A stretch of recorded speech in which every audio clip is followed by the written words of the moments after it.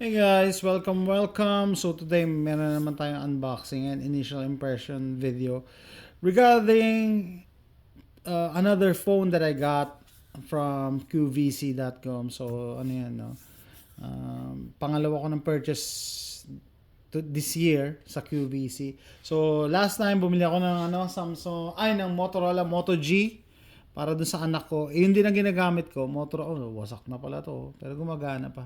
Motorola Moto G. 2 years ko na itong ginagamit. Nabili ko to naman sa eBay. Used. Tapos nilagay ko lang yung SIM card ko. Anyway, sabi ko kailangan ko na mag-upgrade kasi maganda yung deal ng QVC. Okay. So, ito siya. Yan, may kasama pa siyang Kailangan ko to. iRing mobile device holder. Okay. Meron ditong code sa likod. Okay, so yeah. So last time Pandora Premium. Okay. Gusto ko to.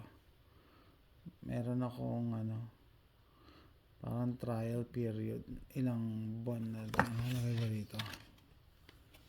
Okay, yan. Meron dito mga code. Pwede ko siya down. Tapos may kasama siyang case. Pinili ko blue para may iba naman. Blue na case. Ito car charger. Bira na yung gumagamit ng ganitong car chargers, no? Pero libre siya eh. So, why not? Why not? Choconut. Ayan. USB-C. Tapos ito parang ito fast charger to eh. May regular USB tsaka USB-C. And the phone itself. Ito na yung phone. So, magkano ko to nakuha? Deal to na nag-pop up sa alert ko. So, nandito kayo sa Amerika, nakasubscribe ako sa slickdeals.net. Yun, mga deals. Palagi nag-pop up doon. Maganda. Binibenta na ito ng $150 with 1 year na na service. Unlimited talk and text. Unlimited talk and text. May 1 year. So, yung 150 mo, may kasama ng talk and text yun. May kasama pa siyang data na 24 gigabytes. So, saan ka pa? So, parang libre lang yung phone. So, pag ganito nga parang binibili mo yung service, tapos, libre na lang yung phone. So, saan ka pa? So, ito yung libre niyang phone ngayon. Samsung Galaxy A53 5G. So, sabi ko nga, ginagamit kong phone ngayon is Motorola Moto G. Binili ko to used sa eBay. Yan, may crack na. Magana pa naman. Maganda to eh. Kahit nung nag-swimming kami, nabasa, pinatuyo ko lang, gumagana pa rin. So, yun nga lang, minsan bumabagal. 2 years na, tapos used pa nabili. T-Mobile ko ginagamit. Nilagyan ko lang ng SIM. Magana naman. Anyway, pero sabi ko, panahon na para mag-upgrade kasi mas mahal pa yung monthly kong bill ngayon compared dito. Kaya sa ito, parang libre na yung phone. So, di ba? 150 ang bili ko. 150 tapos ang diyan, nag-accept sila ng coupon code. Meron ako nakitang coupon sa slickdeals.net. New QVC 30. So, $30 off. So, yung 150 bumaba pa, naging 130. 120. $120. So, plus tax, umabot din ng 130. Pero, yun nga, $130, 1 year na service. Tapos, meron ka pang phone na ganito. Na hindi naman, although hindi siya yung the best na phone, pero at least, for the money, libre na siya. Sabi ko, basahin natin yung specs niya, Ayan. 5G, Android 12, 6.5, FHD Super AMOLED display, battery talk time up to 42 hours, standby time up to 14 days, Wi-Fi calling capable, internal memory mataas, 128 gigabytes, Bluetooth 5.0, supports micro SD card, up to 1 terabyte. Mataas yan up to 1 terabyte. Ito quad camera, very impressive. 64 megapixel, 12 megapixel, 5 megapixel, plus 5 megapixel, 32 megapixel front-facing camera. So, 1, 2, 3, 4. 4 ba ito? Lens nito. 4 ang lens sa likod. Tapos isang 32 megapixel front-facing camera. Maganda yan.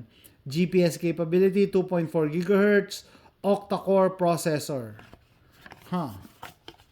Yan. So, hindi naman siya pipitsugin. Yung libre nilang phone, hindi pipitsugin. Libre na nga maselan ka pa. Kanina pala. Hindi, kahapon pala, tama. Natanong ko ng anak ko about iPhone kasi mga kasama daw niya sa bus. Marami naka-iPhone. Hindi ako nag-iPhone kasi unang-una yung hindi siya pwedeng lagyan ng memory card. Tapos may kasama pa tong USB cord na USB-C parehas, dalawang USB-C. Yan. Hindi ako nag-iPhone kasi masyadong mahal plus hindi mo na-upgrade yung memory. Okay, so eto siya. Samsung Galaxy A53 5G. So, yun nga, ang processor niya, Samsung Exynos 1280 octa-core. Ano pa? IP67 dust water resistant. On-screen fingerprint scanner. So, hindi pala sa likod, no? So, siguro separate video na lang. So, na nga. A53 5G. Inon ko na pa kanina. Ayan. So, i-activate ko pa and everything. So, saka na lang. Tingnan natin yung importante yung camera kasi, alam niyo ba, cellphone camera lang ginagamit ko sa pag-film. So, 4 ang lens niya sa likod, isang flash. No? So, yan. Ganda yung camera. Tapos sa harap, 32 megapixel. Ginagamit ko ngayon ng pag-film nito, Samsung Galaxy S20. Binili ko rin sa eBay na used. Hindi ko siya ina-activate for filming lang. So, papansin nyo, iba yung ginagamit ko na phone, tawag, call and text. Iba rin yung ginagamit ko pang take ng pictures, pag take ng photos.